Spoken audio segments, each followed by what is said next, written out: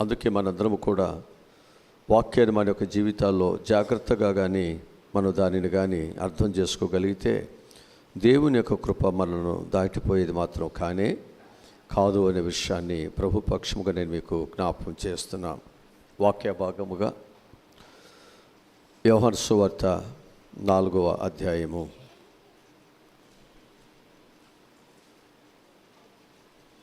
6-7 వచ్చిన చదువుదాం. యోహాను సువార్త 4వ అధ్యాయము 6-7 వచనాలు చదువుతున్నాం.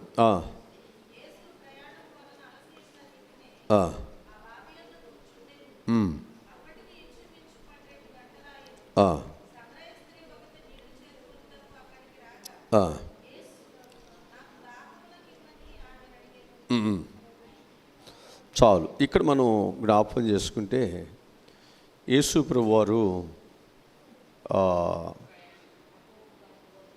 ఎండవేళ 12 గంటల సమయంలో అలసట చెందినటువంటి వాడుగా, అలసిపోయినటువంటి వాడుగా ఆయన యాకోబు అనేటువంటి బావి దగ్గర ఆయన చేరి ఉన్నాడట.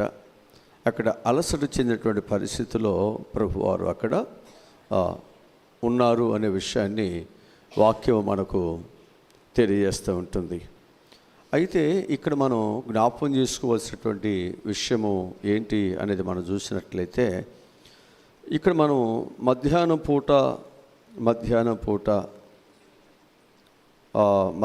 పూట సమరయ స్త్రీ నీరు కోసం బావి దగ్గరకు వచ్చింది. పల్లెటూరులో పూర్వకాలము స్త్రీలు వేకుజామున లేచి మంచినీరు కోసం బావి దగ్గరికి వెళ్ళటం సర్వసాధారణం. అయితే ఉదయము 7 గంటల తరువాత ఎవరు బావి దగ్గరికి ఆ సమయానికి ఆ రోజుకు సరిపోయేటువంటి నీళ్లు తెచ్చుకొని వంట కార్యక్రమాలు సాగించేసేటువంటి వారు. ఆ 12 గంటల సమయంలో ఎవరు బావి దగ్గరికి వెళ్ళరు. ఎవరికళ్ళే ఉదయం పూట నుంచే వారి యొక్క కుటుంబం యొక్క అవసరతల కొరకు తెచ్చుకోవాల్సినటువంటి నీళ్లను పెందల కడిలేసి తెచ్చుకోవటం అనేటువంటిది సహజంగా సాధారణంగా అందరి యొక్క కుటుంబాల్లో జరిగేటువంటిది. కానీ ఇక్కడ ఈ సమరయ స్త్రీ మాత్రము మధ్యాహ్నం రావటానికి కారణాలేంటో మనకి తెలియదు. కానీ ఇక్కడ మనం ఒకటి తెచ్చుకున్న నీరు అయిపోయిందా మనకు తెలియదు. తరువాత వచనాల ప్రకారం ఆ విషయం అయితే కాదు. రెండోదిగా మనం చూస్తే లేతే ఆమె స్వేచ్ఛ కోసమా, ఒంటరితనం కోసమా ఏంటో మనకు తెలియదు. అంటే ఎవరు లేకుండా అక్కడ ఉంటే ఆమె ఏదైనా చేసుకోవటానికి అవకాశం ఉంటుంది, ఏదో ఒక ఆలోచన మనకు తెలియదు. ఇక మూడవదిగా మనం చూసినట్లయితే ఆ సమయంలో ఎవరు బావి దగ్గర ఉండరని తెలుసా? ఎవరు ఉండరని తెలిసి ఒకవేళ వచ్చిందేమో తెలియదు. తరువాత 4వదిగా మనం చూస్తే తన పాప జీవితం కొనసాగించడానికి అదే మంచి సమయమేమో తెలియదు. ఒకవేళ ఆ సమయంలో ఆమె యొక్క పాప జీవితం కొనసాగించడానికి ఆ సమయాన్ని ఎంచుకుందేమో, ఆ సమయానికి ఆ వ్యక్తులు అక్కడికి వస్తారేమో, ఆ సమయాన్ని ఎంచుకోవచ్చు, తెలియకపోవచ్చు, మనకు తెలియదు. లేక తన జీవితాన్ని ఎరిగి ఉన్నటువంటి ఊరి జనం తనని సూటిపోటి మాటలతో బాధిస్తారని అందువలన వారిని తప్పించుకోవటానికి ఆ సమయంలో ఒకవేళ వచ్చిందో మనకేమీ తెలియదు. పూర్వకాలంలో ఒక విషయం ఊరంతా తెలియాలంటే, ఆ రోజులలో ఈ విషయాలు తెలియాలంటే వారు ఎక్కడికి వచ్చేవాళ్ళంటే చెరువు దగ్గరికి, కాలువ దగ్గరికి, లేకపోతే నూతు దగ్గరికి. ఊరు వారందరూ అక్కడ నీళ్లు తోడుకుంటాకు వస్తారు కాబట్టి అక్కడ ఒక మాట చెబితే చాలు ఊరంతా పాగిపోయేది. ఒకదానికి 2, 2 దానికి 3 కల్పించుకుని చెప్పుకునేటువంటి వాళ్ళు. ఒకవేళ ఆ పరిస్థితి ఒక బ్రతుకు బాగలేదు కాబట్టి ఒకవేళ ప్రజలందరూ ఆ విధంగా అనుకుంటారేమని చెప్పేసి ఒకవేళ ముఖం సాటేసి లేకపోతే వారి సూటిపోటి మాటలకు భయపడి ఆ టయానికైనా రావచ్చు. ఆ టైం అయితే ఎవరు ఉండరు కదా, ఎవరి పనులకి వారు వెళ్ళిపోతారని. లేక ప్రజలందరికీ తన జీవితం ఎలాంటిదో తెలియకపోయినా తన అంతరాత్మ గద్దింపుతో ప్రజలకు తన ముఖాన్ని చూపించలేకపోతుందేమో. ఒక ప్రజలకు తెలియపోయినా తన యొక్క అంతరాత్మ ఏం చేస్తుంది అంటే నేను పాపిని అనేటువంటి విషయాన్ని గద్దిస్తూ ఆమె ఒకవేళ ఆ నిర్ణయంతో ఆ టయానికి వచ్చిందేమో మనకైతే తెలియదు. ఒకవేళ ప్రియమైనటువంటి దేవుని బిడ్డలారా, ఈ పరిస్థితిలో ఒకవేళ మనం కూడా ఉన్నట్లయితే చింతపడవద్దు. ఎందుకనంటే ఇలాంటి స్థితిలో ఉన్న ఒక స్త్రీని రక్షించడానికి యేసయ్య ఒక అలసిపోయినటువంటి వారుగా బావి దగ్గరికి వచ్చి ఆ స్త్రీతో దేవుడు ఏం చేస్తున్నాడు, మాట్లాడుతున్నట్లుగా ఇక్కడ మనం చూస్తున్నాం. కనుక దేవుడు కూడా మనతో కూడా మాట్లాడుతూ ఉంటాడు, మనతో కూడా దేవుడు మాట్లాడుతూ ఉంటాడు. ఆ సమయంలో ఇక్కడ మనం జ్ఞాపకం చేసుకున్నట్లయితే సమరయ స్త్రీ ఆ సమయంలో అక్కడికి వస్తుందని తెలిసే యేసయ్య అక్కడికి వెళ్ళి ఒకవేళ రక్షణ సువార్తను ఆమెకి అందించవచ్చు. అందుకే దేవుడు కూడా ఆ సమయాన్నే ఎంచుకున్నాడు. ఎందుకనంటే మన బ్రతుకు, మన స్థితి దేవునికి తెలుసు, మన నడక పడక ఆయనకి అన్నీ తెలుసు. మనం ఎప్పుడు వస్తామో ఎప్పుడు వెళ్ళిపోతామో, మన ప్రవర్తన విధానం ఎలా ఉందో కూడా ఎవరికి తెలుసు, దేవునికి అన్నీ తెలుసు. కాబట్టి అందరి యొక్క పరిస్థితులు ఎరిగిన వాడు అందరికీ అందుబాటులో ఉండాలని, అందరినీ రక్షించాలని అన్ని సమయాలలో కూడా దేవుడు పనిచేస్తున్నాడు. మనమైతే కొన్ని టయాల్లో పనిచేసి మిగతా టైంలో మనం పని చేయటానికి విసుగుదల చెందుతాం. కానీ దేవుడైతే అన్ని సమయాలలో ఎవరికి ఏ సమయంలో అవసరత ఉన్నదో, ఎవరికి ఏ సమయంలో వారు అవసరతలో ఉన్నారో వారికి సహాయమును చేయటానికి అన్ని సమయాలను అన్ని కాలాలని దేవుడు తన స్వాధీనంలో పెట్టుకుని ఆయన చక్కగా వాడబడుతున్నాడు అనే విషయాన్ని నేను మీకు జ్ఞాపకం చేస్తున్నాను. అలాగనే నాయునటువంటి గ్రామంలో విధవరాలు ఒక ఆమె ఉంచబడింది. ఆమె ఏం చేసింది అనేది మనం చూసినట్లయితే ఆ నాయుడు గ్రామంలో ఉన్నటువంటి ఆ యొక్క విధవరాలు ఏం చేసింది అనేది మనం చూసినట్లయితే ఏకైక కుమారుడు చనిపోయాడని ఎరిగి ఒక రాత్రంతా నడిచి కపెర్నహూము నుండి నాయునికి సుమారు 32 కిలోమీటర్లు ఉదయాన్నే ఆ గ్రామం చేరుకుని ఆ విధవరాలు యొక్క కుమారుని బ్రతికించి ఇచ్చాడు. ఎక్కడికి వెళ్ళిందనమాట. ఇక్కడ మనం జ్ఞాపకం చేసుకున్నట్లయితే ఒక రాత్రంతా నడిచిందంట. కపెర్నహూము నుండి నాయిన్ అనేటువంటి ఊరికి సుమారు ఆ కపెర్నహూము నుండి నాయం అనేటువంటి గ్రామానికి 32 కిలోమీటర్లు అక్కడికి వెళ్ళిందంట. వెళ్ళి ఏం చేసిందంటే ఆ విధవరాలు తన కుమారుడిని బ్రతికించుకుంది. కారణం ఏంటి అంటే ఆమె విధవరాలు కదా, తిరిగి మరలా బిడ్డలు సంపాదించుకోవటానికి భర్త లేరు కనుక ఉన్నటువంటి బిడ్డ చనిపోయినప్పుడు తిరిగి ఆ బిడ్డను కాపాడుకోవటానికి ఆమె ఏం చేసిందంటే రక్షించేటువంటి దేవుని దగ్గరికి ఆమె ఏం చేసిందనమాట 32 కిలోమీటర్లు రాత్రంతా కూడా ప్రయాసపడి ప్రభు దగ్గరికి వెళ్ళి తన బిడ్డను బ్రతికించుకుంది.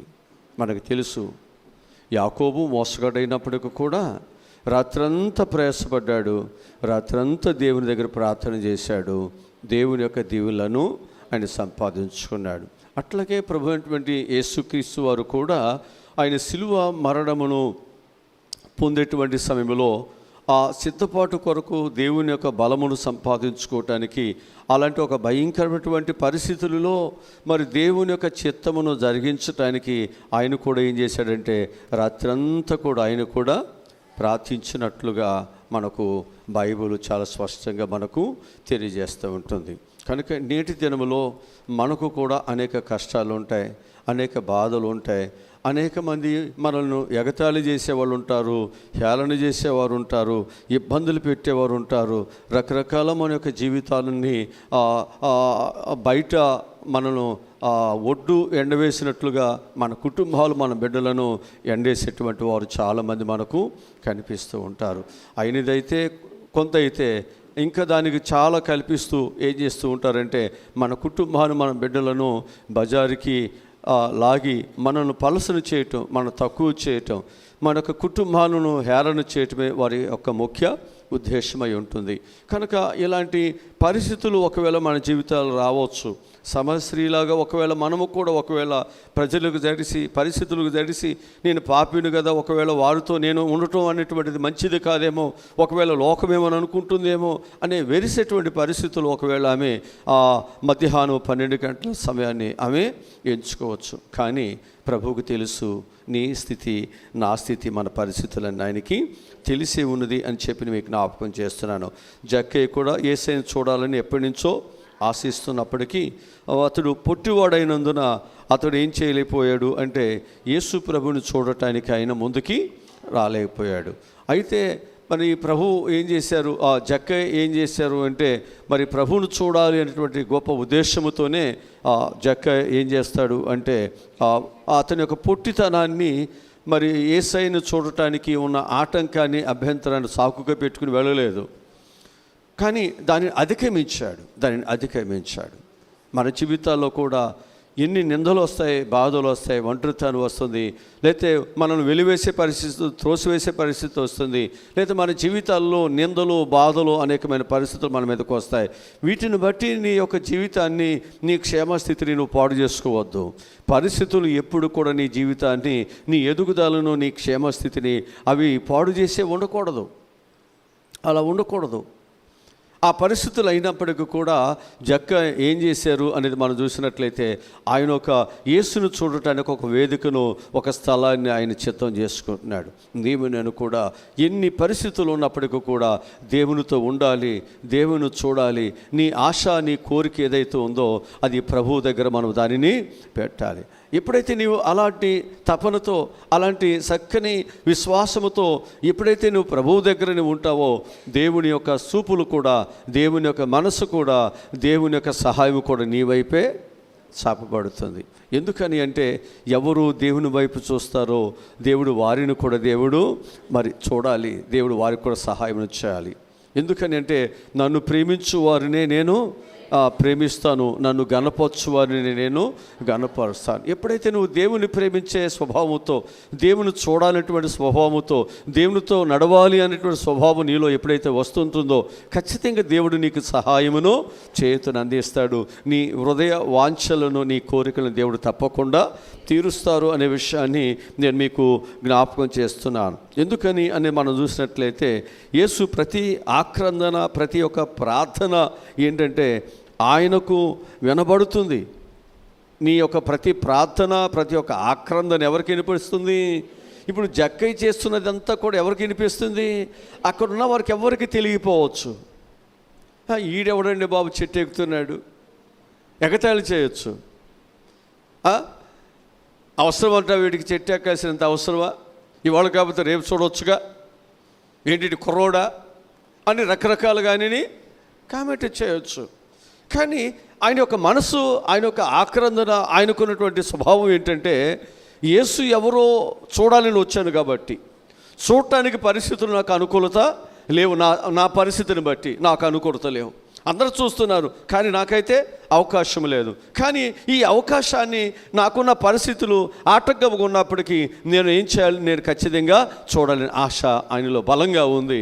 అందుకు ఆయన ఏం చేశాడంటే ఎవరు ఏమనుకున్నా నాకేం పర్వాలేదు, ఎవరు నా గురించి ఎలాంటి మాటలు అనుకున్నా నాకేమీ పర్వాలేదు, నేను మాత్రము నేను అనుకున్న దానిని నేను చేయాలి, చూడాలి. అంతే. మనం అనుకున్నది ఏదైతే ఉందో దానిని మనం సాధించాలి, పట్టు విడకుండా చేయాలి, విశ్వాసముతో మనం ముందుకు సాగాలి. అది నువ్వు మంచి కొరకే, చెడు కొరకు కాదు, అబద్ధాల కొరకు కాదు, మోసము కొరకు కాదు, దేవునికి వ్యతిరేకమైన పరిస్థితి కొరకు కాదు, దేవుని కొరకు, ఒక మంచి కుటుంబం కొరకు, నీ బిడ్డలు పోషించడానికి, నీ యొక్క ఉన్నటువంటి అప్పుల నుండి దీనస్థితి నుంచి నీ పిల్లలు పైకి తీసుకురావటానికి, నీ యొక్క స్థితిలో ఏ ఆటంకమో ఏది కూడా అభ్యంతరం ఉండకుండా నీ కుటుంబాన్ని పైకి తీసుకురావటానికి నువ్వు ఎన్ని ప్రయత్నాలైనా నువ్వు చేయాలి, ఎన్ని కష్టాలని చేయాలి అని చెప్పేసి ఒకవేళ దొంగతనం చేయాలను, మోసం చేయాలను, ఎవరిదో మనం దోసుకోవాలని ఈ ప్రయత్నం మాత్రం వద్దు. నువ్వు ఎప్పుడైతే నువ్వు ఒక యథార్థంగా, నువ్వు ఎప్పుడైతే ఒక నీతిగా, ఎప్పుడైతే నీ యొక్క కుటుంబం కొరకు, నీ బిడ్డల కొరకు నువ్వు ఎప్పుడైతే ప్రయాసపడుతున్నావో ఖచ్చితంగా చూస్తున్నాడు దేవుడు. నీ ప్రయాసకు దేవుడు ప్రతిఫలముగా దేవుడు చక్కని దేవుని కొరకు సిద్ధపరుస్తున్నాడు. హల్లెలూయా, హల్లెలూయా. కనుక ఇక్కడ మనం జ్ఞాపకం చేసుకుంటే నశించిన దాన్ని వెదకి రక్షించిన ఒక మనిషి కుమారుడు ఈ లోకానికి వచ్చాడు. కనుక నశించిపోయేటువంటి స్థితిలో ఉన్నటువంటి ఆ జక్కని చూశాడు, నశించిపోయేటువంటి స్థితిలో ఉన్నటువంటి సమరశ్రీని కూడా దేవుడు చూశాడు, నశించేటువంటి స్థితిలో ఉన్నటువంటి నాయు ఉన్నటువంటి విధవరాలి యొక్క కుమారుని కూడా ఆ తల్లిని కూడా దేవుడు చూశాడు. అలాగని ఈరోజు నిన్ను నన్ను కూడా దేవుడు చూస్తున్నాడు. ఎందుకో తెలుసా? రక్షించి సరైన స్థితిలో దేవుని నడిపించాలి, నీ కన్నీటి నుండి విడుదల కలిగించాలి. నీ యొక్క ధ్యానస్థితిలో ఉన్నటువంటి ఆ కోరికలు బాధలు అనేక సంవత్సరాలుగా తీరకోకుండా అనేక సంవత్సరాలుగా నీవు నా బిడ్డలేంటి, నా పరిస్థితులు ఏంటి, నా కుటుంబం ఏంటి, ఎవరు నన్ను కాపాడుతారు అనేటువంటి బాధతో నువ్వు ఉన్నవే, దేవుడు నిన్ను రక్షించేవాడుగా, ఆయన నీ పక్షముగా ఆయన నిలబడేటువంటి వాడుగా ఉన్నాడనే విషయాన్ని దేవుడు ఇక్కడ మనకు తెలియజేస్తూ ఉంటున్నాడు. అయితే ఇక్కడ మనం గమనించవలసినటువంటిది ఏమిటంటే, దేవుని యొక్క పని దేవుడు మనకిచ్చేటువంటి సమయంలో దేవుని ప్రణాళిక ప్రకారము జరుగుతుంది. మనకున్నటువంటి పరిస్థితులు నిన్ను ఒకవేళ కృంగదీయవచ్చు. నేను ఇన్ని సంవత్సరాలు నేను దేవుని మందిరానికి వెళుతున్నాను, ఇన్ని సంవత్సరాలు దేవునితో నేను సహవాసం చేస్తున్నాను, దేవుడు నాకేమి సహాయము చేయలేదని అనుకోవచ్చు. కానీ ఇక్కడ వాక్యం చెప్తే మాట ఏమిటంటే, దేవుని యొక్క పని దేవుని యొక్క సమయంలో దేవుని ప్రణాళిక ప్రకారం జరుగుతుంది. ఎందుకని అంటే కాలములు సమయములు అన్నీ ఆయన స్వాధీనంలో ఉన్నాయి. ఎప్పుడు దేవుడు నీ ప్రార్థనకు ప్రతిఫలం ఇవ్వాలో, ఎప్పుడు నీ కన్నీరు తొడవాలో, ఎప్పుడు నీ కుటుంబాన్ని దేవుడు ఆకలి దప్పికలిచ్చే దేవుడు విడిపించి నీ కుటుంబాన్ని దేవుడు ఒక ఉన్నతమైన స్థితిలోనికి దేవుడు తీసుకువెళ్ళాలో, ఆ సమయము ఎవరి స్వాధీనంలో ఉంది? దేవుని స్వాధీనంలో ఉంది.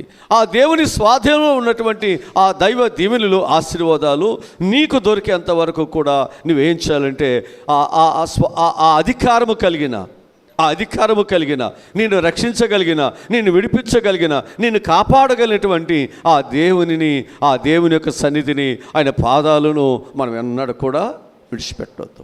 చాలా విలువైనది ఇది, చాలా విలువైనది. నీ జీవితంలో డబ్బులు ఇవ్వలేనటువంటిది, రక్త సంబంధులు ఇవ్వలేనటువంటిది, తల్లిదండ్రులు ఇవ్వలేనటువంటిది, ఈ లోకంలో ఎవరు ఇవ్వలేనటువంటిది దేవుడు నీకు ఇస్తాడు. అది ఎక్కడ దొరుకుతుంది అంటే దైవ సన్నిధిలో దొరుకుతుంది. అందుకే ఆయన సన్నిధి చాలా విలువైనది అంటాడు. ఆయన సన్నిధిలో గడపటం చాలా విలువైనది, ఆయన సన్నిధిలో కూర్చోవటం చాలా విలువైనది, ఆయన సన్నిధానంలో పాటలు పాడటం చాలా విలువైనది, ఆయనతో సహవాసం చేయటం చాలా విలువైనది. అందుకే దైవ సన్నిధి యొక్క విలువ తెలిసిన వారు ఏం చేస్తారంటే దైవ సన్నిధిని నిర్లక్ష్యం చేయరు.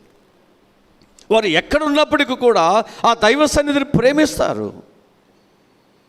అందుకే షడ్రకు మెషకు అబేద్గోలు దానియేలు వారు ఏం చేస్తూ ఉండేవారు తెలుసండి? వారు ఎక్కడున్నప్పటికీ కూడా యెరూషలేము వైపు ఉన్న కిటికీలు తెరిచి వారు ఏం చేశారు? ప్రార్థన చేశారు. వాక్యం చెబుతుంది, యెరూషలేమా నిన్ను ప్రేమించువారు వాళ్ళు నమ్ముతున్నారు. దైవ సన్నిధిని ప్రేమిస్తే, దేవుని సన్నిధిని ప్రేమిస్తే, దేవునితో సహవాసం చేస్తే, దేవుని కొరకు నమ్మకముగా పనిచేస్తే దేవుడు సహాయమును చేస్తారు. ఆ ఉద్దేశం ఉండబట్టే ఇక్కడ కడుగుతున్నాం, తుడుస్తున్నాం, ఇక్కడ పనులు చేస్తున్నాం, ఇక్కడ జీతాలు ఎవరిస్తున్నారు?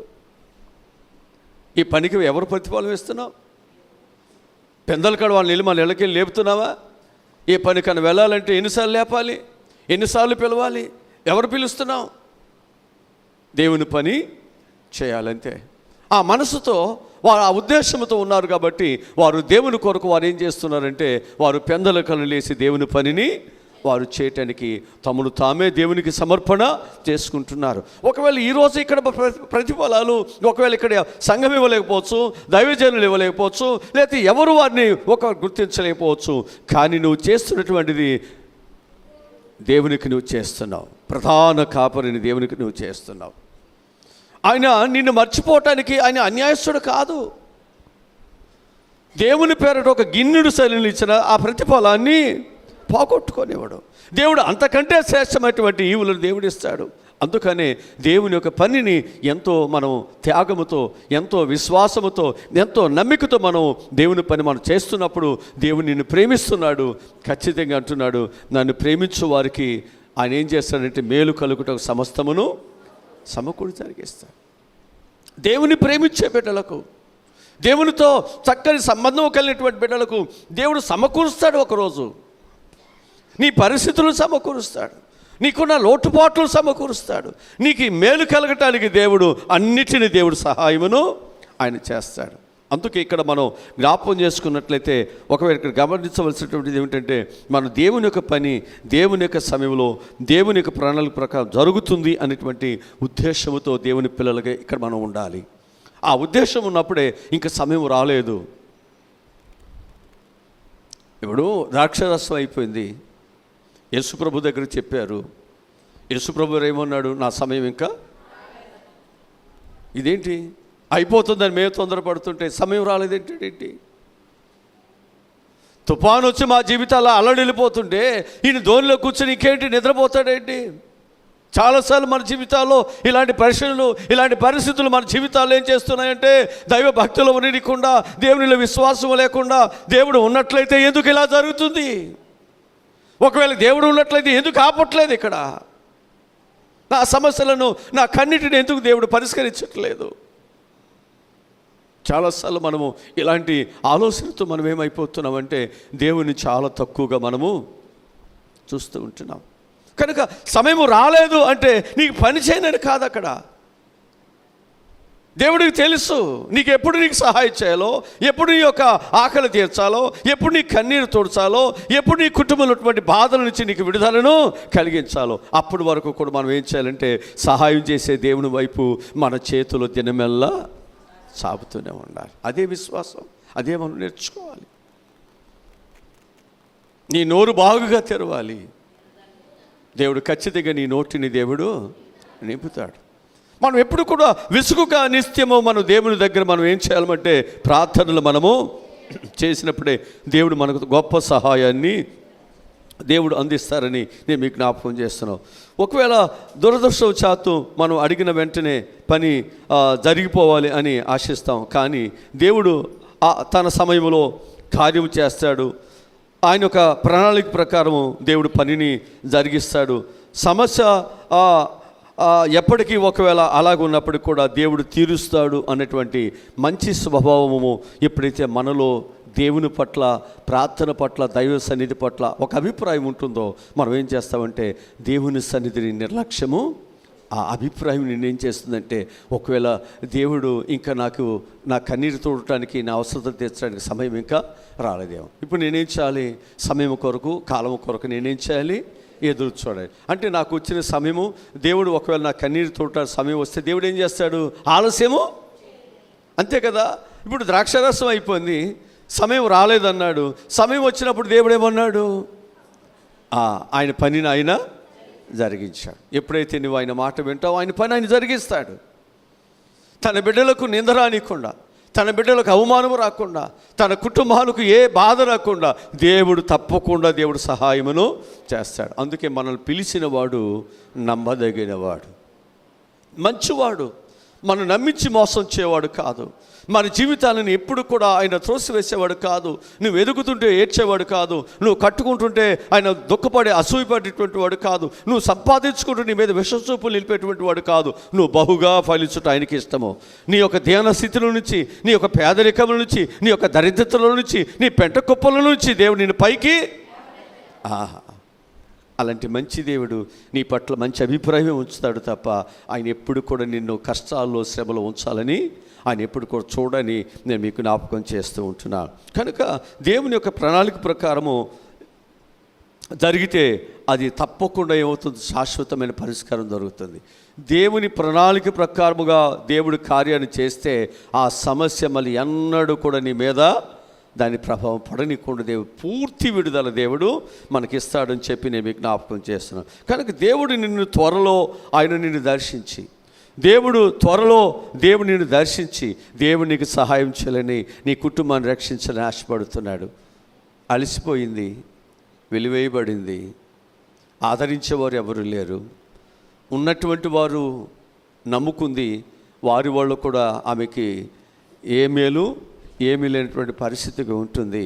ఆమె హృదయములో ఎవరికి తన బాధ చెప్పుకోవాలో, ఎవరికి చెప్పుకుంటే ఎవరు నాకు సహాయమును చేస్తారో, దీని కర్మ ఎలాగే ఉండాలి, ఇది ఎలా మాట్లాడింది, ఎలా జీవించింది, తల్లిదండ్రులు ధిక్కరించింది, అన్నదమ్ములు ధిక్కరించింది, గ్రామాన్ని ధిక్కరించింది, పెద్దలను ధిక్కరించింది, కనుక దీని కర్మ ఎలాగే ఉండాలి అని ప్రజలు అనుకుంటారేమో. తనలో తానే నలిగిపోతూ తన కన్నీటిని తానే ఎవరికి చెప్పుకోలో తినేటువంటి పరిస్థితుల్లో కుమిలిపోతున్నటువంటి ఆ దీనురాలి దగ్గరికి దేవుడు ఆమెను రక్షించటానికి అలసిన వాడుగా ప్రభు వచ్చాడు. జక్కయ్య దగ్గరికి ప్రభు వచ్చాడు. ఊరు వారందరూ కూడా ఆయన్ని ఎవరు గౌరవించట్లేదు. డబ్బులు ఉన్నాయి, ఉద్యోగం ఉంది, అన్నీ ఉన్నాయి, కానీ ఊరిలో మాత్రం ఆయనకి గౌరవం లేదు. ఎవరు ఆయన లెక్క చేయట్లేదు, ఎవరు ఆయన గౌరవించట్లేదు. ఎందుకని? దుర్మార్గుడు, అన్యాయస్తుడు, ఆయన అక్రమముగా అన్యాయముగా ఏం చేస్తున్నాడంట? ఇచ్చింది ఒక రెట్టు అయితే ఆయన అన్యాయముగా అనేక రెట్లు తీసేసుకుంటున్నాడంట. ఆ వ్యక్తి ఏమైపోయిన పర్వాలా, ఆ కుటుంబం ఏమైపోయిన పర్వాలా, అతను సంపాదించుకోవటమే.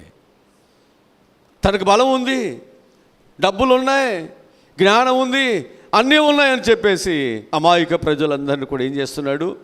దోసేసుకుంటున్నాడు. యేసు ప్రభు వారు జక్కని దర్శించాడు. ఎండవేళ సమయంలో యాకోబు బావి దగ్గర ఉన్నటువంటి సమరసిని దేవుడు దర్శించాడు. ఈరోజు దేవుడు నిన్ను నన్ను కూడా దర్శిస్తున్నాడు. నువ్వే పరిస్థితుల్లో ఉన్నావో, నీ బాధను ఎవరికి చెప్పుకోవటానికి వీలు లేక, ఒకవేళ నువ్వు చెప్పినా విననటువంటి పరిస్థితి ఏమో, అయినా దేవుడు ఉన్నాడు, నేను దర్శిస్తాడు. ఆయన దర్శించాడు అంటే నీ సమస్యకు పరిష్కారం ఖచ్చితంగా దొరికినట్టే. ఖచ్చితంగా దేవుడు నీ సమస్యకు దేవుడు పరిష్కారమును దేవుడు అనుగ్రహిస్తాడు. కాబట్టి మనం బెదిరిపోకుండా, అలసిపోకుండా, సోలిపోకుండా దేవుడు నిన్ను త్వరలో దర్శించిపోతున్నాడు అన్నటువంటి ఒక గొప్ప విశ్వాసముతో మనం కూడా ధైర్యంగా ఉందాం. మన స్థితిని కూడా మారుస్తాడు, మన పరిస్థితులు కూడా మారుస్తాడు. మన కన్నీటిని దేవుడు ఆనందంగా, సంతోషముగా, నాట్యముగా దేవుడు చేస్తాడు. ఒకరోజు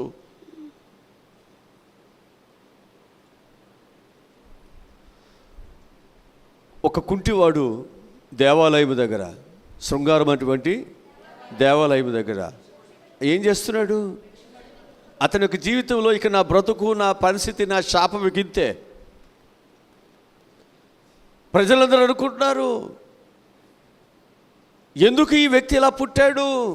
వీళ్ళ తల్లిదండ్రుల దోషాలా, పితరు దోషాలా, వీడి దోషాలా, వీడి అన్నదమ్ముల దోషాలు, ఎవరి దోషాలు వీడికి ఇలాగ చుట్టుకున్నాయి? వాక్యం చెబుతుంది, ఎవరి దోషాలు కాదయ్యా, వీడు ఇలా పుట్టడానికి కారణము దేవుని నామాన్ని మహిమపరచడానికి. నిజంగా అతని యొక్క స్థితి ఒక భయంకరమైనటువంటి పరిస్థితి. తల్లి గర్భముల నుంచి వచ్చిన దగ్గర నుంచి అతను కుంటివాడే, నడవలేని స్థితే. అతని యొక్క జీవితాన్ని అలా మార్చబడుతుందని తల్లిదండ్రులకు కూడా తెలియదు, తనకు కూడా తెలియదు, ఎవరికి తెలియదు. ఒకరోజు ఏం చేశారన్నమాట, అక్కడ దేవుని యొక్క పిల్లలు అతని యొక్క జీవితాన్ని యేసుక్రీస్తు యొక్క నామములో మార్చేశారు. ఎవరి నామములో? యేసుక్రీస్తు యొక్క నామములో ఆ యొక్క జీవితం మార్చివేయబడింది. ఈరోజు దేవుని యొక్క నామములో నీ స్థితి మార్చివేయబడుతుంది. అనేక సంవత్సరాలుగా నీ జీవితంలో ఉన్నటువంటి ఆకలి దప్పికలు, కలవరాలు, అశాంతి, అసమాధానం ఏదైతే ఉందో, ఈ 2026 సంవత్సరంలో దేవుడు నీ పరిస్థితులు దేవుడు మార్చివేయబడునుగాక. నీ కుటుంబంలో దేవుడు గొప్ప వెలుగును దేవుడు అనుగ్రహించునుగాక. నీ నోట నిండా దేవుడు గొప్ప నవ్వును, దేవుడు సంతోషాన్ని దేవుడు అనుగ్రహించునుగాక. నీకున్నటువంటి బాధలు, కష్టాలు ఏమవుతున్నాయో అవన్నీ ప్రభువైనటువంటి యేసుక్రీస్తు యొక్క సర్వశక్తి కలిగినటువంటి నామంలో అవన్నీ కూడా తొలగిపోవునుగాక. కనుక ఇక్కడ మనం జ్ఞాపకం చేసుకున్నట్లయితే సమస్యని రక్షించడానికి మధ్యాహ్నం వేళ అలసినటువంటి వాడికి దేవుడు మరి ఆ యాకోబు బావి దగ్గరికి వచ్చినట్లుగా దేవుడు నిన్ను కూడా నన్ను కూడా ఆయన దర్శించబోతాడు. సమస్య ఒకటే నీళ్లు చేదుకున్నకు అక్కడికి రాగానే యేసు ప్రభువారు అన్నాడు, నాకు దాహం నిమ్మని ఆమెను అడిగాడు. ఇక్కడ మనకు కొన్ని ప్రాముఖ్యమైనటువంటి సంగతులు మనకు కనిపిస్తున్నాయి.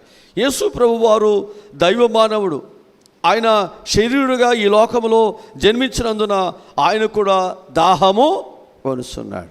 బైబిల్లో ఆయన దాహము కొన్నట్లుగా 2 సందర్భాలు మనకు కనిపిస్తాయి.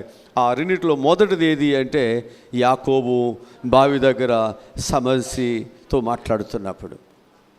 రెండవది యేసు ప్రభువారు ఆ సిలువలో ఆయన శ్రమ పొందుతూ మానవాళిని రక్షించడానికి ఆయన పడినటువంటి ఆ శ్రమలో అక్కడ కూడా అంటున్నాడు కదా, నేను దప్పిక గొలుసున్నాను అని చెప్పేసి ప్రభు కూడా అక్కడ అడిగినట్లుగా ఇక్కడ మనకు జ్ఞాపకం చేయబడుతుంది.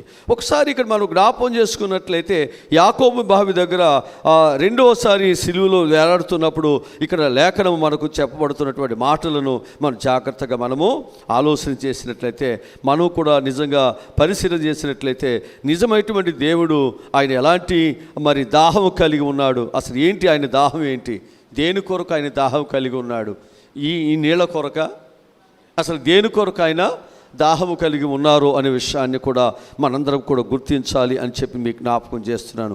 అక్కడే మనం అదే అధ్యాయంలో వ్రాయబడినటువంటి విషయం ఏమిటంటే, నశించిపోయే ఆత్మలను వెతికి రక్షించడానికి ప్రభు ఈ లోకానికి వచ్చాడు. అది ఆయన యొక్క దాహం, నిన్ను నన్ను రక్షించండి. రెండవది, క్రీస్తులో రక్షించబడి వెలిగించబడినటువంటి ప్రియమైనటువంటి దేవుని పిల్లలు కూడా నీకు ఆ దాహము అనేటువంటిది అవసరమై ఉంది. ప్రభువు ఏ విధముగా దాహము కొన్నాడో, దాహము కొన్నటువంటి వారందరినీ కూడా దేవుడు వారి యొక్క దాహాన్ని తన మాటల ద్వారా, తన యొక్క ఆ ప్రేమ ద్వారా, తన యొక్క చూపు ద్వారా, తన యొక్క చేతు ద్వారా వారి యొక్క దప్పికను, వారి యొక్క అవసరతలు దేవుడు ఎలా తీర్చాడో, అలాగనే మనము కూడా ఆయన యొక్క మార్గంలో ప్రయాణం చేస్తున్నటువంటి మనము కూడా ఏం చేయాలంటే అనేకుల యొక్క దాహమును, అనేకమైన దప్పికలను మనము తీర్చేవారుగా మనం కూడా ఏం చేయాలంటే అనేకులను దేవుని యొద్దకు నడిపించాలి. లోకములో ఉన్నారు. ఆ స్త్రీ చెబుతుంది, ఈ బావి చాలా లోతైనదయ్యా, దీనిలో ఉన్నటువంటి నీళ్లు ప్రతిరోజు నేను తోడటం చాలా కష్టం అవుతుంది. నువ్వేదో అంటున్నావు కదా, ఈ నీళ్లు తాగితే ఇక ఎన్నడూ దప్పికొని అంటున్నావు కదా, అది నాకు ఇవ్వయ్యా. చూసారా, అంటే ఆమెకు తెలుసు ఆ నీళ్లు తోడటం కష్టం, రోజు ఆ పని చేయటం చాలా కష్టంగానే ఉంది. కానీ దేవుడేదో నాకు కష్టమైనటువంటిది, నాకున్నటువంటి కష్టము నుంచి విడుదల కలిగించి దేవుడు ఏదో సహాయం చేస్తాడు. అది ఆమె నమ్ముతుంది. ఆమె నమ్ముతుంది. ఆమె యొక్క జీవితంలో ప్రభువుని పూర్తిగా ఆమె యొక్క జీవితంలో నమ్ముతూ ఉంటుంది. కనుక సమరయ స్త్రీ యొక్క ఇతరులను గౌరవించేటువంటి మర్యాదించేటువంటి లక్షణం మనకి ఇక్కడ ఆమెను కల్పిస్తుంటుంది. మొదటగా మనం చూసినట్లయితే ఆమె ఏ పరిస్థితుల్లో ఉన్నప్పటికీ కూడా ఆమె దేవుని మాటలు నమ్ముతుంది. అక్కడ పాపములో ఉన్న, లోకములో ఉన్న, శరీర ఆశలలో ఉన్న దేవుడు నా దప్పికను తీర్చగలడని నమ్ముతుంది. లోకములో మనం ఉన్నాం, పరిస్థితులు బట్టి ఒకవేళ శరీర ఆశలు కోరికలు ఉండొచ్చేమో, కానీ ఆమె హృదయంలో మాత్రము దేవుని మీద ఆమెకి లోతైన ఆశ ఉంది, లోతైనటువంటి తపన ఆమె యొక్క జీవితంలో మనకు కనిపిస్తూ ఉంటుంది. ఇక్కడ రెండవదిగా మనం చూసినట్లయితే సమరయ స్త్రీ యొక్క ఇతరులను గౌరవించేటువంటి లేక మర్యాదించేటువంటి లక్షణం మనం ఇక్కడ చూస్తూ ఉంటున్నాం. ఈ క్రింది వచనాలు ఒకసారి మనం జ్ఞాపకం చేసుకున్నట్లయితే అక్కడ చెప్తున్న మాట ఏమిటంటే, ఇప్పుడైతే యేసయ్య దాహమునెక్కమని ఆమెను అడిగారో వెంటనే ఆమె ఏమైపోయిందన్నమాట, ఆశ్చర్యపోయింది. ఇదేంటి ఆశ్చర్యం ఏంటంటే, మనం ఇక్కడ జ్ఞాపకం చేసుకున్నట్లయితే వందలాది సంవత్సరాల నుండి యూదులకు సమరయులకు వైరం, సాంగత్యం లేదు, వారు వీరు శత్రువులు ఉంటారు, వాళ్ళు నీళ్ళు వీళ్ళు తాగరు, వీళ్ళ భోజనాలకు రారు, వీళ్ళ పెళ్ళిళ్ళకి రారు, వీళ్ళు అక్కడికి వెళ్ళటానికి వీలు లేదు, వాళ్ళ దేవాలయంలోకి వెళ్ళటానికి వీలు లేదు. వీరి యొక్క పరిస్థితి ఏంటి అనేది మనం చూసినట్లయితే వీళ్ళు వ్యభిచారం చేసుకుంటూ, దొంగతనాలు చేసుకుంటూ వారి యొక్క జీవితం వెళ్లాల్సి వస్తుంటుంది. ఈ సమరయులు అనేటువంటి వారు అసలు ఎలా వచ్చారు అనేది మనం చూసినట్లయితే వీరు ఈ యొక్క ఇశ్రాయేలీలందరూ కూడా, ఈ యూదులందరూ కూడా ఆయా శత్రు రాజులు వీరిని జయించి వీరిని తీసుకుపోయినప్పుడు అక్కడ ఉన్నటువంటి ఆ అన్యులు వీరితో కలిసినప్పుడు పుట్టిన పిల్లలు ఈ సంక్రమ జాతిలాగా వీరిని ఏం చేసేవారు అంటే, విడుదల పొందిన తర్వాత వీరిలో కలవనీయకుండా వారు సపరేట్గా పెడుతూ వచ్చేసారు. అంత మాత్రమే కాకుండా వారు ఏం చేశారో తెలుసండి, ఆ అన్యులు ఏం చేశారో తెలుసండి, అన్య రాజులు ఈ ఇశ్రాయేలు మీద ద్వేషముతో వాళ్ళు ఏం చేశారో తెలుసండి, ఆ శత్రువులను ఎవరినో తీసుకొచ్చేసి వారి ప్రాంతాల్లో వారిని అక్కడ పెట్టేశారు. ఇక్కడ మనం జ్ఞాపకం చేసుకున్నట్లయితే ఇశ్రాయేలు దేశమును 3 భాగాలుగా చూస్తే, మొదటి భాగము యోదయ, గలిలయ, సమరయ కదా. ఇక్కడ మనం జ్ఞాపకం చేసుకున్నట్లయితే యోదయ, సమరయ, గలిలయ. సమరయ ఎక్కడ ఉంటుందంటే మధ్యలో ఉంటుంది. మనకు కూడా ఈ బైబిల్ భాగంలో ఆ చివరి పేజీలు మనం చూస్తే అక్కడ పాలస్తీనా పటాలు ఇవి ఉంటే చూసారా, అక్కడ చక్కగా రాయబడి ఉంటుంది. ఆ పటాల్లో అక్కడ ఉంటుంది. ఈరోజు నేను మీకు జ్ఞాపకం చేస్తూ ఉంటున్నాను, ఒక భయంకరమైనటువంటి పరిస్థితిలో ఒకవేళ వారు ఉంచబడినప్పటికీ కూడా, నిందాస్పదముగా ఉన్నప్పటికీ కూడా ఎవ్వరు కూడా ఆ ఊరిలోకి వెళ్ళటానికి ఇష్టం లేదు. పైన యూదులు ఉన్నారు, కింద యూదులు ఉన్నారు, మధ్యలో సమరయులు ఉన్నారు. ఆ పైనుంచి ఈ యూదుల దగ్గరికి రావటానికి, ఈ గలిలయ దగ్గరికి రావటానికి మధ్యలో ఉన్నటువంటి ఆ దారిలో కూడా దగ్గరికి వచ్చేస్తే చాలా దగ్గరగా ఉంటుంది. సమరయ మార్గంలో కూడా వస్తాయి. కానీ ఆ మార్గంలో రాకుండా వాళ్ళు ఏం చేశారో తెలుసండి, వారు అంటున్నారు వారని చుట్టూ తిరిగి ఆలస్యమైన. ఈరోజు నేను మీకు జ్ఞాపకం చేస్తున్నాను, అలాంటి పరిస్థితుల్లో ఉంచబడినటువంటి ఈ సమరయుల్ని దేవుడు ఏం చేస్తున్నాడు, దర్శించడానికి, రక్షించడానికి అలసట చెందినవాడుగా చాలా మైళ్ళ దూరం ఏం చేశాడు, ఆయన ప్రయాణం చేసి వచ్చాడు. ఆ బిడ్డతో దేవుడు మాట్లాడుతున్నాడు. ఆ బిడ్డ యొక్క జీవితాన్ని దేవుడు మార్చేస్తున్నాడు. ఇప్పుడు ఈ బిడ్డ కూడా ఏం చేస్తుందో తెలుసండి, మీరు మాకు శత్రువులు కదా, మీకు మాకు అసలు ఏంటి సాంగత్యం, మేము ఇచ్చిన మీరు తినరు కదా, మా యొక్క బకెట్తో కానీ మా యొక్క తాడుతో కానీ మీరేమీ నీళ్లు తోడుకోరు కదా, ఒకవేళ మేము ఇచ్చినటువంటిది ముట్టుకున్నటువంటి దాన్ని మీరు స్వీకరించరు కదా, ఎలాగో ఇది ఎలా సాధ్యం అవుతుంది, ఏదో ఇస్తానంటున్నావు కదా, ఇది ఎలా సాధ్యం అవుతుంది? ప్రభు చెప్పాడు ఆమెతో,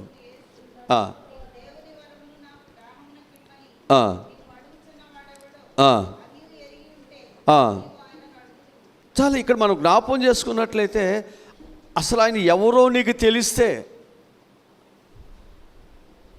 యేసు ఎవరో తెలవబట్టే కదా జక్కయ్యకి ఆ చెట్టు ఎక్కడు, లేదా ఆయనకి ఏంటి అవసరం? ఆయనకి జబ్బులు ఉన్నాయా, లేదా పిల్లలకి ఏమైనా అయినాయా, లేదా ఆయనకి ఏమైనా అప్పులు ఉన్నాయా? ఎందుకు వచ్చాడు ఆయన అసలు అక్కడికి? ఎందుకు ఎక్కాల్సి వచ్చింది? ఇవాళ కాకపోతే రేపు రావచ్చు కదా. మనమైతే ఈ ఆదివారం కాకపోతే ఇంకో ఆదివారం రావచ్చు, ఈ రోజు కాకపోతే ఇంకో రోజు వెళ్ళవచ్చు. ఇప్పుడు ఏమైంది? 366 రోజులు ఏదో ఒక రోజు ఎప్పుడో సమయం వెళ్ళవచ్చుగా. కానీ జక్కయ్య మనసు అలాగూ లేదు, అసలు లేదు, అలాగ లేదు. జక్కయ్య ఎలా ఉన్నాడు అనేది మనం చూసినట్లయితే, ఇక్కడ సమరయ స్త్రీ ఎలా ఉంది అనేది మనం చూసినట్లయితే, యేసు ప్రభుని ఆయన యొక్క మాటలను ఆమె అంగీకరిస్తున్నట్లుగా ఇక్కడ మనం చూస్తున్నాం.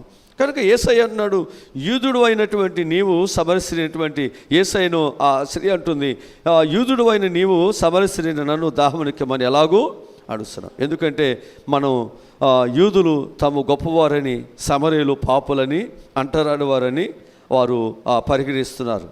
అందుకే ఆమె అలాగూ అడుగుతూ ఉంటుంది. ఇక్కడ ప్రాముఖ్యమైనటువంటి సంగతి ఏమిటంటే, ఈ సంభాషణలో ఆమె యేసయ్య లేతే అయ్యా అని ఆమె బోధిస్తుంది. అంటే ఆమె పాపంలో ఉన్నప్పటికీ కూడా ఆయనని చాలా జాగ్రత్తగా, మర్యాదపూర్వకంగా ఆయన్ని గౌరవిస్తుంటుంది. మనమైతే గౌరవించడం చాలా మనకు చేత కాదు. ఇంకా మనం ఇక్కడ జ్ఞాపకం చేసుకున్నట్లయితే, ఇక్కడ సమస్య యేసయ్యకి దాహమునకు ఇవ్వటానికి ఏమి కూడా సిద్ధపడిపోయింది. యేసు ప్రభుకి దాహం ఇవ్వటానికి ఏమి కూడా ఏమైంది, సిద్ధపడింది. అక్కడ పరిస్థితులు, ఆటంకాలు ఉన్నప్పటికీ, యూదులకి లేకపోతే ఈ సమరయులకు కొన్ని ఆటంకాలు ఉన్నప్పటికీ కూడా, మరి యూదుడు ఎప్పుడైతే వచ్చి అడిగాడో ఆమె కూడా ఏం చేసేది ఇవ్వటానికి. మనం కూడా ఏం చేయాలంటే, ప్రభు ఎప్పుడైతే మనల్ని అడుగుతున్నాడో మన యొక్క హృదయాలని, మన జీవితాలని మనం దేవునికి ఇవ్వటానికి సిద్ధపడినట్లయితే ఆయన ఖచ్చితంగా మనల్ని బాగు చేస్తాడు. మన జీవితాలను దేవుడు ఖచ్చితంగా బాగు చేస్తాడు. మనం ఇవ్వాలి. ప్రభు అన్నాడు కదా, నా కుమారుడా నీ హృదయం నాకు ఇమ్మన్నాడు. కట్టబడిన గాడిద ప్రభువుకు అవసరం అని చెప్పినప్పుడు మీరు వెళ్ళి తోడుకురండి అన్నాడు. ఎప్పుడైతే ఆ గాడిదలు ప్రభు దగ్గరికి వచ్చినాయో, వారు ఎన్నడూ ఎప్పుడు చూడ గౌరవాలు, సన్మానాలు, భోజనము, మంచి స్థితి ఆ గాడిదలు సంపాదించుకున్నాయి. నువ్వు ఎప్పుడైతే ప్రభువుకు కావాలని ప్రభు కోరుతున్నాడో, నీ స్థితి మార్చాలని, నీ కట్ల నుండి దేవుడు విడిపించాలని, నీ దీన స్థితి నుంచి దేవుడు సంపూర్ణమైన స్థితికి దేవుడు మనం మార్చాలని ఇక్కడ మనం జ్ఞాపకం చేసుకున్నట్లయితే ఇక్కడ యేసు ప్రభు వారు ఆమెకు యేసయ్య ఇచ్చినటువంటి జవాబు ఏమిటంటే తన నిజమైనటువంటి దాహం ప్రజలకు నిత్య జీవం ఇవ్వటం, నిత్యమైనటువంటి రక్షణ ఇవ్వటం, నిత్య రాజ్యాన్ని ఇవ్వటమే ఆయన యొక్క దాహముగా ఇక్కడ కనిపిస్తుంటుంది. ఈమెకు అర్థమైంది. అప్పటి వరకు కూడా ఆయన మాటలు ఆయన అన్నీ శారీరకంగా ఆలోచించింది. ఇంకా గొప్పగా చెప్పాల్సి వస్తేనండి, ఆమె పాపంలో ఉన్నప్పటికీ ఇది మా పితరులైనటువంటి యాకోబు బావి అంటే ఆమె బైబిల్ చరిత్ర చదువుతుంది, బైబిల్ చదువుతుంది. ఇంకొక మాటలో చూడాల్సి వస్తే రాబోవు మెస్సయ్య, యూదులు ఎవరిని వారు ఎవరి కోసం ఎదురు చూసేవారు? మెస్సయ్య కోసం. అంటే ఏం చేస్తుంది? లేఖనాల్ని అంటే లోకములు ఉన్నప్పటికీ కూడా బైబిల్ చదువుతుంది, చరిత్రను ఆమె జాగ్రత్తగా చూస్తూ ఉంటుంది. మనమైతే లోకములు ఉంటే ప్రార్థన పట్టించుకోం, వాక్యాన్ని పట్టించుకోం, పరిస్థితులు ఏమీ పట్టించుకోం. ఆ స్త్రీ లోకములో పాపములో ఉన్నప్పటికీ కూడా చరిత్రను జాగ్రత్తగా గుర్తుపెట్టుకుంది. ఇంకేం చేసింది?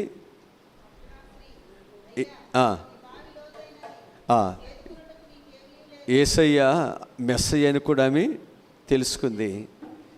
యేసుప్రభు మెస్సయ్య అని కూడా ఆమె తెలుసుకున్నట్లుగా ఇక్కడ మనం చూస్తూ ఉన్నాం. కనుక ఇక్కడ మనం ఈ 12వ వచనంలో చూస్తే బావి ఈ వచ్చిన ప్రకారము బావి తనను తనకు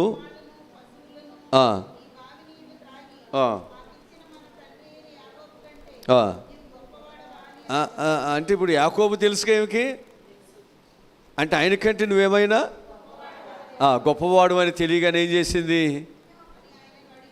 యేసు ప్రభువుకి తను తాను సమర్పణ చేసుకుంది. యేసు ప్రభు వారు గొప్పవాడని పాటలు పాడతాం, గొప్పవాడని తెలుసు, దేవుని మందిరానికి వస్తాం, కానీ దేవునికి మాత్రం మనము సమర్పణ చేయం. ఊరికే వచ్చేస్తాం, వెళ్ళిపోతాం. మన దేహాలు మన హృదయాలు దేవునికి మాత్రం సంపూర్ణముగా సమర్పణ చేయలేం. మన ప్రభు బిడ్డలుగా మన యొక్క జీవితాలను మనము ప్రభుకి ఇవ్వలేకపోతుంటున్నాం. ఇక్కడ మనం ఇంకా జ్ఞాపకం చేసుకున్నట్లయితే 20వ వచనం ప్రకారం మనం చూసినట్లయితే తనకు చరిత్ర తెలిసినట్లుగా మనకి ఇక్కడ కనిపిస్తూ ఉంటుంది.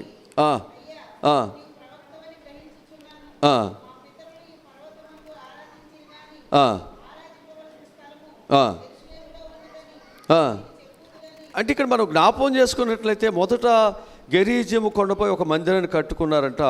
ఆ తర్వాత యూదుల రాజు దాన్ని పడగొట్టేశారట. అప్పుడు సమరయులు ఏం చేశారంటే షెకెము అనేటువంటి కొండ మీద వారి మందిరాన్ని కట్టుకొని వారు ఆరాధనలు చేస్తారు. ఈ విషయం ఆమె ఏం చెబుతుంది? ప్రభుకి ఆ చరిత్ర అంతా కూడా చెబుతుంది. ప్రభువుకి తెలియని విషయాలు ఏముంది? ప్రభువుకి అన్ని విషయాలని ఆమె చెప్పేస్తుంది. అంటే ఇప్పుడు వాస్తవమైనటువంటి దేవుని వాక్యములోనికి, లోతైనటువంటి స్థితిలోనికి ఆమె యొక్క జీవితము నడిపించబడుతుంది. అందుకే దేవుడు మాట్లాడుతున్నాడు, నువ్వు నడిపించబడాలి. నువ్వు చెబుతున్నటువంటిది వాస్తవమే, యథార్థతే. నీ జీవితంలో ఎప్పుడైతే వాస్తవంలోకి వస్తావో, యథార్థతలోకి వస్తావో, అందుకే దేవుడు నీతో మాట్లాడేది నువ్వు యథార్థతలోకి రావాలని, వాస్తవంలోకి రావాలని, సత్యములోనికి రావాలని. నన్ను ఆరాధించువారు ఎలా ఉండాలి? ఆత్మతో సత్యముతో నువ్వు రావాలి, ఆ స్థితికి రావాలి. నువ్వు పెదవులతోనో ఏదో నామకార్థమైనటువంటి పరిస్థితుల్లో ఉండటానికి కాదు దేవుడు నీతో మాట్లాడేది. నువ్వు రావాలి, తిరిగి గొప్ప శక్తి కలిగినటువంటి బిడ్డగా నీ జీవితం మార్చివేయబడాలి. 25వ వచనం ప్రకారం మనం చూసినట్లయితే క్రీస్తు అనబడినటువంటి మెస్సే వచ్చునని నాకు తెలుసు, ఆయన వచ్చుతున్నప్పుడు సమస్తమును నాకు తెలియజేస్తారు. ఈ వచ్చిన ప్రకారం మనం క్షణముగా అర్థమయ్యేది ఏంటంటే తన జీవితం ఎలాంటిదైనప్పటికీ కూడా ఆమెకు దైవభక్తి, లేఖనాలు చదివేటటువంటి అలవాటు ఆమెకి కనిపిస్తుంది. ఆమె జీవితం ఎలా ఉన్నాయి? ఉదయాన్నే లేస్తుంది, చక్కగా చదువుకుంటుంది, ప్రార్థన చేసుకుంటుంది, దేవుని ముందు పెట్టుకుంటుంది, ఆమె ముందుకి పెడుతుంది. దేవుడు ఒకరోజు ఆమె జీవితాన్ని యాకోబు బావి దగ్గర మార్చినట్లు ఈరోజు నీవు నేను కూడా దేవుని యొక్క బిడ్డగా ఉన్నట్లయితే దేవుడు నిన్ను కూడా మార్చేస్తాడు. ఇంకో గొప్ప విషయం ఏంటంటే, సుకారు ఆ ఊరంతటికి ఈమె రక్షణ మార్గం అయిపోయింది కదా. ఈమె ఆ ఊరికి దైవజనురాలు అయిపోయింది. ఆ ఊరంతటికి ఈమె దైవజనురాలు అయిపోయింది. ఎంత పెద్ద సంఘం కట్టేసింది, ఎంత గొప్పగా ఆమె యొక్క సాక్ష్యము మార్చివేయబడింది. ఉన్నది ఉన్నట్లు ప్రభు దగ్గర ఒప్పుకుందా లేదా ఏమైనా దాచుకుందా? అది కావాలి, యథార్థత కావాలి. దేవుని దగ్గర యథార్థత కావాలి. మన లోపల ఉన్న పాపాన్ని, చెడుని అలాగే పెట్టేసుకుని మనం ఏదో యథార్థత కలిగినట్లుగా ఇక్కడ ఉన్నట్లయితే నీ నడక పడక దేవునికి తెలుసు. అందుకే దేవుడు నీ ప్రార్థన ఇంకా ఆలకించట్లేదు. జాగ్రత్త. ప్రతి ఒక్కరము కూడా దేవుని యొక్క బిడ్డలుగా మనం ఎప్పుడైతే దేవుని దగ్గరికి మనం వచ్చేస్తామో ఖచ్చితంగా దేవుడు మనకు సహాయమును చేస్తాడు. ఇక్కడ మనం జ్ఞాపకం చేసుకుంటే, ఒకటి శత్రువులను ప్రేమించే గుణం ఉంది, పెద్దలను గౌరవించే లక్షణం ఉంది, అవకాశం దొరికింది కదా అని చెప్పేసి ప్రతీకారం చేయకుండా క్షమించే లక్షణం ఆమె కనిపిస్తుంటుంది. లేఖనాలు చదివేటువంటి గుణము కూడా ఆమెకి ఉంచబడింది.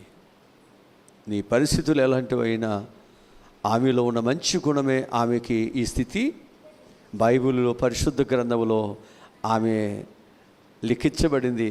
ఆమె సాక్ష్యము లిఖించబడింది, ఆమె పరిచర్య లిఖించబడింది. నీ స్థితి ఏమైనా ఆ జీవ గ్రంథంలో నీ పేరు ఉన్నట్లయితే అది నీకు ఆశీర్వాదం. నీ పరిస్థితులు ఎలాగున్నా ఎక్కడుండాలి?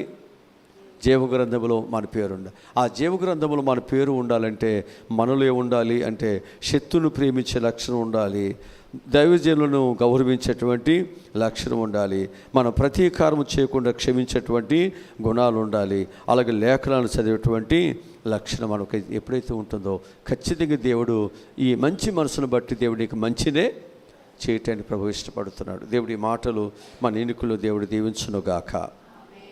ఆమేన్. తల్లు వచ్చండి, ప్రార్థన చేసుకుందాం. మా ప్రభువా రక్షకుడా, మేము ఇప్పుడు వరకు సమరస్త్రీని ఒక పాపిగానే మేము వర్ణిస్తూ, ఒక పాపిగానే ఆమె గురించి మేము బోధిస్తూ వస్తున్నాం. కానీ ఆమెలో ఉన్నటువంటి మంచి గుణాన్ని ఈరోజు ప్రభువా మేము కూడా నేర్చుకోవటానికి, ఆనాడు సౌలులో ఉన్నటువంటి గుణాన్ని మనం చూసాము, కానీ ఆయన పౌలుగా మార్చబడిన తర్వాత ఆయన యొక్క గుణం ఏంటి అంటే ప్రభువు కొరకు ప్రయాసపడటము, ప్రభు కొరకు తన ప్రాణమును సహితము అయినా లెక్క చేయకొనటం. అది ప్రభు చూస్తున్నాడు. అక్కడ మనమేమో ఆ శ్రమలు చూస్తున్నాం, వ్యతిరేకత చూస్తున్నాం, పోట్లాటలు చూస్తున్నాం, సమస్యలు చూస్తున్నాం, కానీ ఆయనలో ఉన్నటువంటి గుణ లక్షణాలను ప్రభు చూస్తున్నాడు. అందుకే దేవుడు ఆ బిడ్డను బ్రతకనిచ్చాడు. అందుకే ఆ బిడ్డకు దేవుడు సువార్తను అందించేటువంటి ఒక గొప్ప బాధ్యతను దేవుడు ఆ బిడ్డకు అప్పగించాడు. ఈరోజు దేవుడు నిన్ను బ్రతికిస్తున్నాడు. నీలో ఏదో ఒక సుగుణము, ఏదో ఒక మంచి ఉంది, దానిని బట్టి నువ్వు దేవుని కొరకు ఉపయోగపడతావని దేవుడు నిన్ను బ్రతికిస్తున్నాడు. ఆయన మాట వింటే ఆయన నిన్ను వాడుకుంటాడు. మోసగాడిని యాకోబును వాడుకోలేదా? విగ్రహారాధకున్నటువంటి అబ్రహామును దేవుడు వాడుకోలేదా? నరహంతకుడు మోషేని దేవుడు వాడుకోలేదా? ఈరోజు దేవుడు నిన్ను నన్ను కూడా దేవుడు వాడుకుంటాడు. గాడిదలను తప్పిపోయినటువంటి వాడిని వెతుకుతున్నటువంటి వాడిని దేవుడు రాజుగా చేసి వాడుకోలేదా? గొర్రెల కాపరుగా ఉన్నటువంటి దావీదును దేవుడు రాజుగా చేసి దేవుడు వాడుకోలేదా? ఈరోజు దేవుడు నిన్ను నన్ను కూడా వాడుకుంటాడు ఆయన మాట వింటే. ఈరోజు ప్రభువా ఎంతోమందిని నాయన మనసు మార్చి వాడుకున్న దేవా, ఈరోజు నా బిడ్డలకు కూడా ప్రభువా వాడుకోవటానికే అయ్యా నీ బిడ్డలను ఈ స్థలాన్ని తోడుకొని వచ్చావు.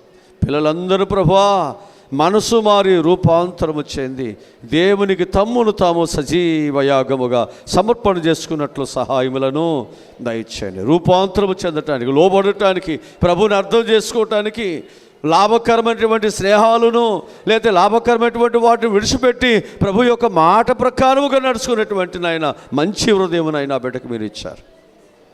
ఆ మంచి స్వభావమునైనా మాకు కూడా కలుగు చేసి మేము కూడా ప్రభా సమరయ స్త్రీ ఏ విధమైన మంచి గుణాలు కలిగి ఉందో అలాగే మేము కూడా సాగిపోవట సహాయములను దయచేయండి. ఈ 2026 సంవత్సరంలో మేము కూడా ప్రభా ఒక మంచి జీవితాన్ని, ఒక మంచి స్థితినినైనా మేము సమాజానికి అందించాలి, మా కుటుంబాలకు అందించాలి, మా పిల్లలకు అందించాలి ప్రభా. ఆ విధమైనటువంటి మార్గములో ప్రభా నేను ఉండాలి, నా పిల్లలు ఉండాలి, నా కుటుంబం ఉండాలి, నా సంఘం ఉండాలి ప్రభా. ప్రతి ఒక్కరూ ఉన్నట్లు సహాయములను దయచేయమని మంచి దేవునికి బిడ్డలందరినీ కూడా అప్పగిస్తూ మమ్మల్ని తగ్గించుకుంటూ యేసు నామములో ఈ మనములు ఈ ప్రార్థనలు అడిగి పొందుకుని ఉన్నాము తండ్రి, ఆమేన్. మన పరమ తండ్రి అయిన దేవుని ప్రేమ, పరమరక్షకుడైనటువంటి యేసుక్రీస్తు వారి యొక్క దైవ కృప, పరిశుద్ధాత్మని నిత్య కాపుదల భద్రత సదాకాలము తోడే ఉండుగాక. ఆమేన్.